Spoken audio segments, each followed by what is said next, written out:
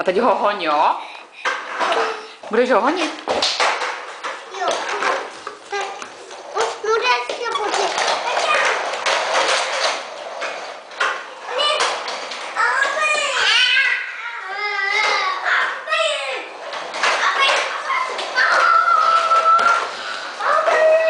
Marečku. A něco pošleme babičce, jo? Marečku, udělej na mě tohle, udělej. Mrk. Ne, takhle. Ať to dělá Mareček. Marečku, udělej mrk. Ještě. Pusinku bráchovi.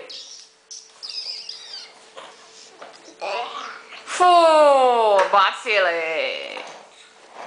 A co ještě? Paci. A pošli, halo?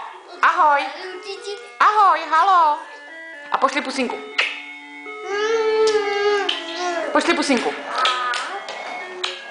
Tak ahoj, nebo tě chytím.